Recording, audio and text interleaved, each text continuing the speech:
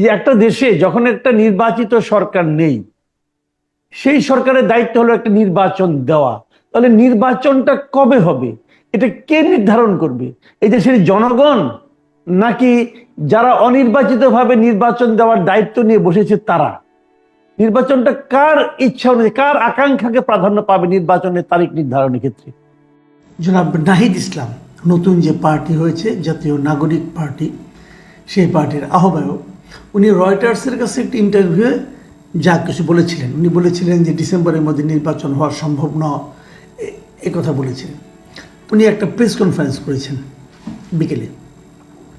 সেই press conference উনি বলেছিলেন যে ডিসেম্বরের মধ্যে নির্বাচন সম্ভব। আমরা সবাই confuse, right? That is another problem. আমরা জানি না নাহিদ কিংবা আসিফ কিংবা মাহফুজ কিছু বললে ওটা কি স্টিল সরকার? আসিফ আর মাহফুজ তো অফকোর্স সরকার, নাহিদ কিছু বললে কি ওটা সরকার? আমরা জানি না। সো আমি ধরে নিচ্ছি উনি সরকারে নাই, কাগজে কলমে নাই। প্র্যাকটিক্যালি আছেন কি নাই সেটা পারসেপশন বলে দেবে, and perception is reality in politics. So perception আমি সরিয়ে রাখি ফর দ্য টাইম বিং। উনি কাগজে কলমে নাই, রাইট? উনি কি বললেন তাতে তো আসলে কিছু যাওয়া আসার কথা না। কথা কি? কিন্তু তারপর আমরা আলোচনা করছি বিকজ দ্যাট পারসেপশন। আমরা এখনো সকলেই ভেতরে ভেতরে জানি কাগজে কলমে উনি থাকুক বা না থাকুক, এটি একটি রাজার দল, এবং রাজার দল যা চাইবে তা হতেও পারে। এবং আমরা তো দেখেছি আমাদের প্রধান উপদেষ্টাকে বলতে যে আমি তাদেরকে উৎসাহ দিয়েছি একটি রাজনৈতিক দল করবার জন্য। এই দলটি তার উৎসাহে গঠিত হয়েছে, এটা তিনি ক্লেম করেছেন, আর কেউ ক্লেম করেনি। এবং তিনি বলেছেন যে আমি তাদেরকে বলেছি যদি তোমরা দল না করো তাহলে আর কেউ সেটা ছিনতাই করে নিয়ে যাবে। অর্থাৎ বাংলাদেশের সকল রাজনৈতিক দলকে তিনি একদিকে রাখলেন এবং এই রাজার দলটিকে তিনি অন্যদিকে রাখলেন। এই সরকারটির আন্ডারে আমরা তো বলতেই পারি না, আমরা যারা প্রজার দল, আমরা তো বলতেই পারি যে আমরা ভরসা পাচ্ছি না নির্বাচনের। আমরা তো বলতেই পারি যে আরেকটি নির্দলীয় সরকার গঠিত হোক। এটি রাজা এবং দলটি রাজা। সামনে নির্বাচন দেখা সরকার এবং সামনে নির্বাচন না দেখা সরকারের মধ্যে দুস্তর ব্যবধান। আমি আরেকটি কথা, আমি আমার নতুন জেনারেশনের ভাই বোনদেরকে রাজনীতিতে স্বাগত জানাই, because I can see many intelligent faces, I can see many educated faces, যেটা আমরা দীর্ঘ সময় পলিটিক্স আমরা ল্যাকিং ছিল, আমরা পাই নাই। কিন্তু তারা যে চমৎকার কথাগুলো বলছেন আমি বিশ্বাস করি মানুষ তাদের সেই কথা গ্রহণ করছে, তাই না? কেন করবে না? নিশ্চয়ই করছে। নতুন কথা, নতুন রাজনীতি, নতুন সংস্কৃতির কথা তারা বলছে।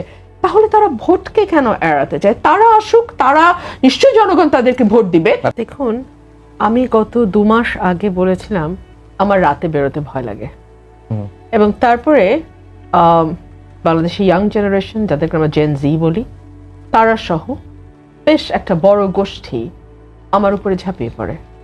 ফেসবুকে আমাকে নিয়ে হাসাহাসি, ট্যাগিং, ট্রলিং, কি না হয়, তাই না? কি হলো? গত 2 মাসে আমরা দেখলাম পরিস্থিতি এতটাই নাজুক যে আমাদের প্রধান উপদেষ্টা পর্যন্ত হকচকিয়ে যাচ্ছেন বিবিসির প্রশ্নে। উনি হকচকিয়ে যাচ্ছেন এ কারণেই বললাম যে ওনাকে আমরা এর আগে ডেইলি নিউ এজের কবির ভাইয়ের কাছে ইন্টারভিউ দিতে দেখেছি, এর আগে আমরা বিবিসিকেও দেখেছি ওনার ইন্টারভিউ নিতে, আরো কয়েকটি জায়গায় তিনি ইন্টারভিউ দিয়েছেন। He was all relaxed and he was calm. But এই ইন্টারভিউতে উনি উপস্থাপকের ওপরে উঠে কথা বলছিলেন, অ্যাজ ইফ প্রশ্নটা যতদূর সম্ভব ঠেকে ফেলা যায়। যখন উপস্থাপক ওনাকে আইন শৃঙ্খলা নিয়ে বলছেন, উনি বলছে সবই তো ঠিকই আছে। উপস্থাপক এক পর্যায়ে বললেন আপনাকে পরিসংখ্যান দিচ্ছি, সেটাও দিতে ওনাকে বেগ পেতে হয়েছে। 50% ছিনতাই বেড়েছে। শুধু ছিনতাই কেন, ঢাকার মোহাম্মদপুর, মিরপুর, উত্তরা, এগুলোকে এক একটা ক্রাইম জোন হিসেবে দাঁড়িয়ে যায়নি গত 7 মাসে? আমরা কি দেখিনি গত 7 মাসে ধর্ষণ কি পরিমাণ বেড়েছে? আমরা কি দেখিনি বিবিসির নিউজ রাজশাহীগামী একটি বাসে, চলন্ত বাসে 3.5 ঘন্টা ধরে ডাকাতি হয়েছে, 2 মেয়ে রেইপড হয়েছে, পরবর্তীতে অবশ্য এই কথা থেকে সরে এসছে প্রশাসন। এই ঘটনাগুলো তো ঘটেছে, তাই না? এবং আমরা একটা পর্যায়ে দেখেছি যে মব কালচার কতটুকু গেছে।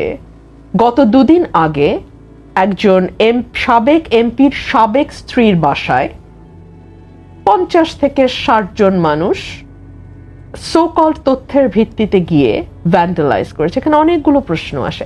এক, তাদের এই ভ্যান্ডালাইজ করার বা এই বাড়িতে ঢুকবার আইনগত কোনো ভিত্তি আছে কি?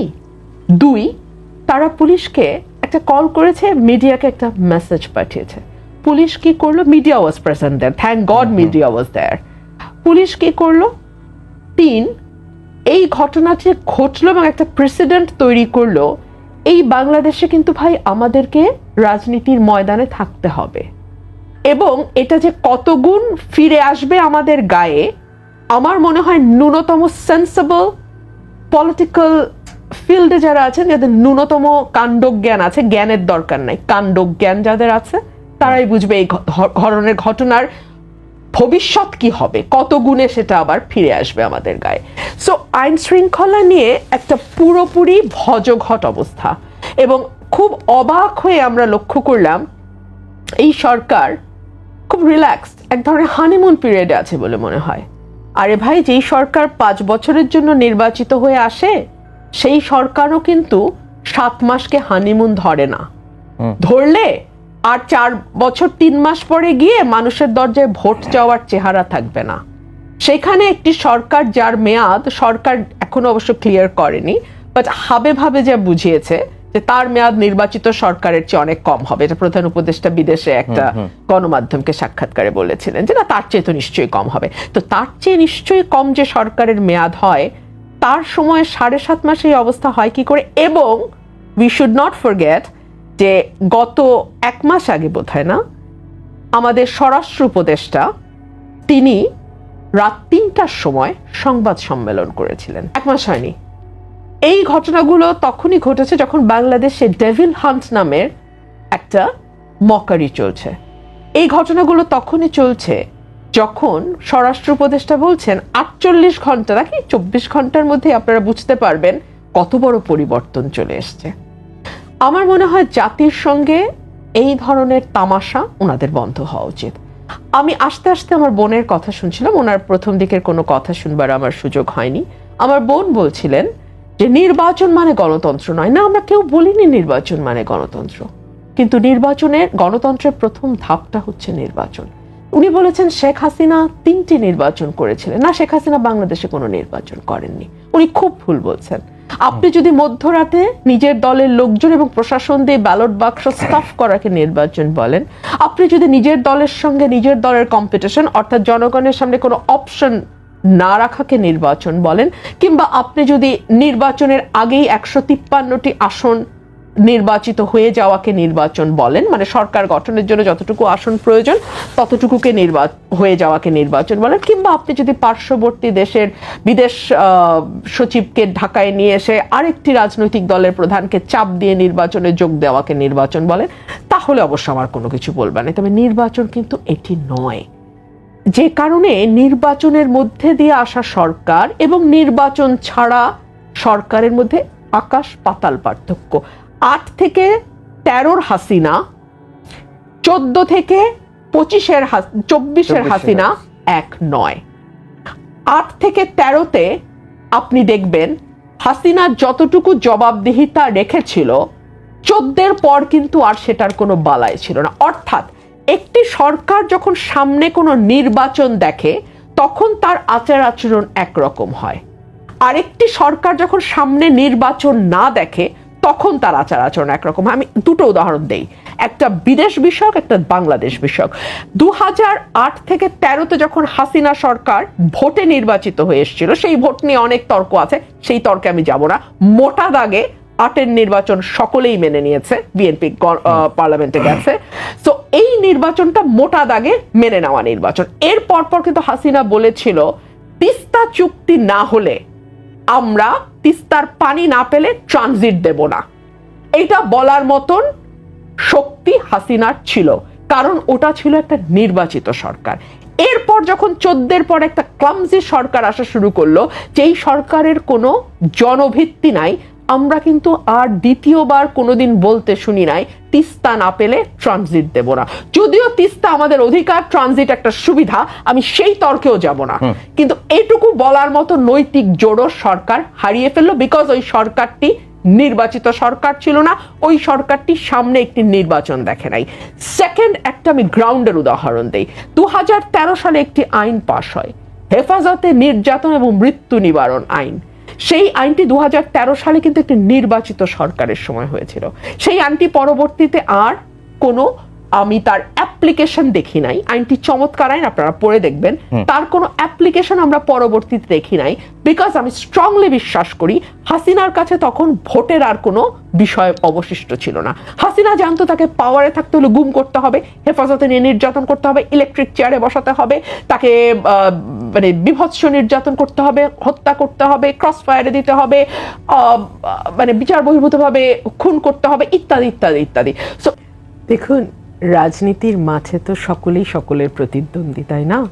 একটি রাজনৈতিক দল যে নির্বাচনে যাবে, ডেফিনেটলি তার সঙ্গে প্রতিদ্বন্দ্বিতা হবে আরেকটি রাজনৈতিক দল যারা নির্বাচন করতে চাইছে। আমি এই সমালোচনা কিংবা এই বিতর্ককে আমি খারাপ চোখে দেখি না। রাজনীতিতে এটা থাকবে এবং এটার কাউন্টার ন্যারেটিভ তৈরি করাটাই কিন্তু রাজনীতির একটা বিরাট কাজ। হ্যাঁ, বয়ান তৈরি করতে পারতে হবে। সো আপনি যখন কাউন্টার বয়ান দেবেন তখন অটোমেটিক্যালি দেখেন মানুষ কার বয়ানটি নেয়। মানুষকে আমির খসরুর কথা শুনবে যে বাচ্চারা শুধু একটার পর একটা অজুহাত দিয়েই যাচ্ছে, নাকি বাচ্চারা চমৎকার করে মানুষকে বোঝাতে পারছে যে এই এই এই কারণেই আমরা মনে করছি এখন নির্বাচন হওয়া উচিত নয়। সো এটা আসলে বয়ানের যুদ্ধটা থাকবে এবং থাকাটাই অনেক বেশি স্বাস্থ্যকর রাজনীতির জন্য। যখন বয়ানের যুদ্ধ হারিয়ে যায় তখন দেখা যায় একটা স্বরই সকল স্বর হয়ে যায় এবং তখন ফ্যাসিজমটা কায়েম হয়। আমার বোন শুরুতে বলছিলেন যে এই সংবিধান ফ্যাসিবাদের জন্ম হয়েছে, ডেমোক্রেসি স্ট্যাবলিশড হয় নাই। I candidly differ. এটার জন্য সংবিধান দায়ী নয়। সংবিধানে কোথাও বলা নাই আপনি মধ্যরাতে নির্বাচন করবেন, সংবিধানে কোথাও বলা নাই আপনি আমির আমির নির্বাচন করবেন, সংবিধানে কোথাও বলা নাই 153টি আসনে বিনা ভোটে সরকার গঠিত হওয়ার মতো নির্বাচন হবে, কোথাও বলা নাই। রাদার সংবিধানে বলা আছে মানুষের সরাসরি ভোটে নির্বাচিত জনপ্রতিনিধি। হ্যাঁ, মানুষকে সরাসরি ভোট দিতে হবে।